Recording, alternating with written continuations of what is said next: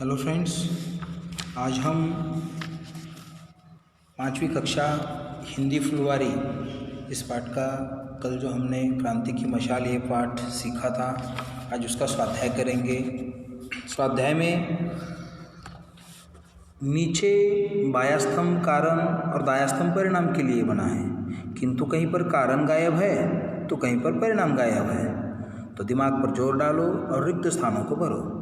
तो पहले में है क्योंकि, दूसरा कॉलम है इसलिए। ठीक है। अंग्रेज सरकार प्लेग रोगियों के साथ निर्दयता से पेश आ रही थी, इसीलिए मैडम कामा ने क्रांतिकारी धारणाएं अपना ली। ओके। दूसरा, अंग्रेज उन्हें ज़बरदस्ती लंदन से निकालना चाह रहे थे, इसलिए उन्होंने पेरिस को अपना निवास स्थान ही बना लिया। पहले विश्व युद्ध के समय फ्रांस और ब्रिटेन एक दल हो गए और फ्रांसीसी सरकार ने मैडम कामा को घर में नज़रबंद कर दिया। मैडम कामा बहुत बीमार थी और क्रांतिकारी कार्य करने की हालत में नहीं थी, इसलिए 75 साल की उम्र में उन्हें भारत लौटने की इजाज़त मिली। तो ये हो गया पहला क्वेश्चन। अब दूसरा, मैडम कामा को भारतीय क्रांति की मां की पदवी क्यों दी गई?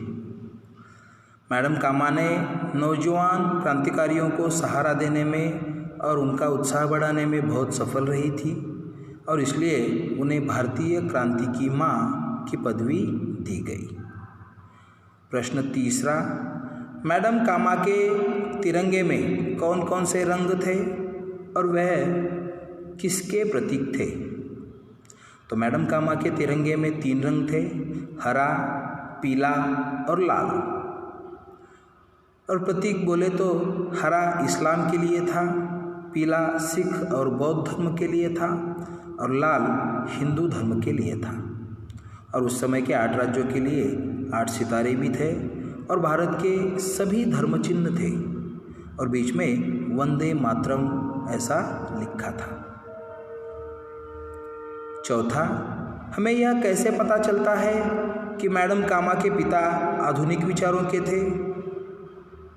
उत्तर, उन्होंने अपनी बेटी को अलेक्जेंड्रा गर्ल्स स्कूल में पढ़ाया, जबकि उस समय में महिलाएं शिक्षा नहीं लेती थीं, पढ़ नहीं पाती थीं।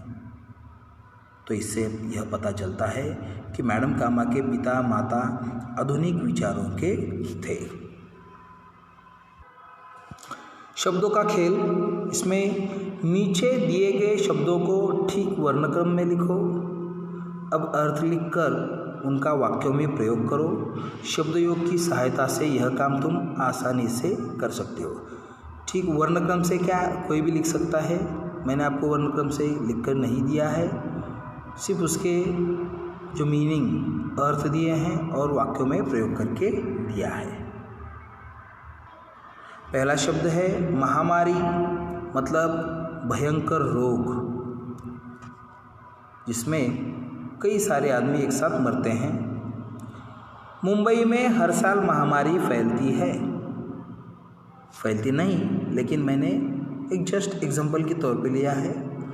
दूसरा, विचारधारा, समान लोगों के विचार या विचारों की समानता। तो इसका वाक्य है, हम सबको अच्छी विचारधारा अपनानी चाहिए। तानाशाही, मतलब बलपूर्वक हटाना, बलपूर्वक लोगों को घबराना।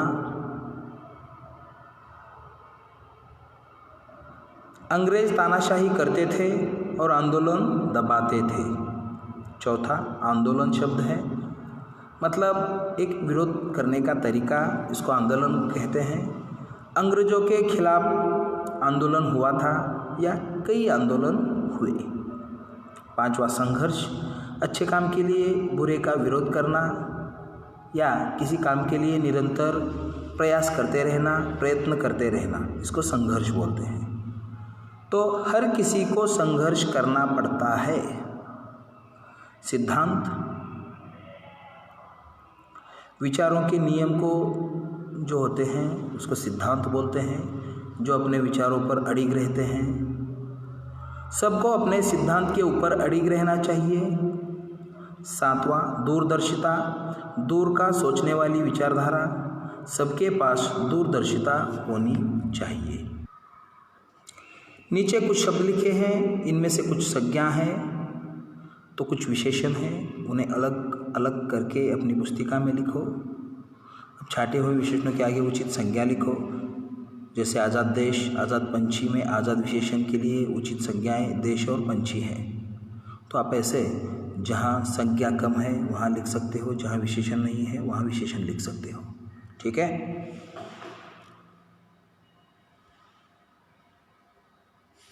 प्रतिकूल वातावरण, प्रतिकूल परिस्थिति, ऐसा भी हम लिख सकते हैं।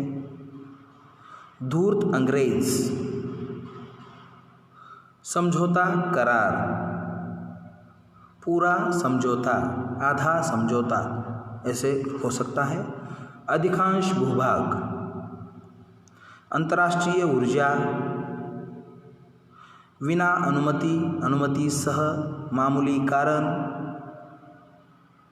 स्वतंत्रता सेनानी, हरा रंग, हरा भरा, राष्ट्रभाषा हिंदी। तो ये सारे जहाँ संज्ञा कम है वहाँ संज्ञा लिखी है और जहाँ विशेषण कम है वहाँ विशेषण लिखे हैं। तो इसके साथ ही अपना ये स्वाध्याय यहीं पे ख़त्म होता है। Thank you.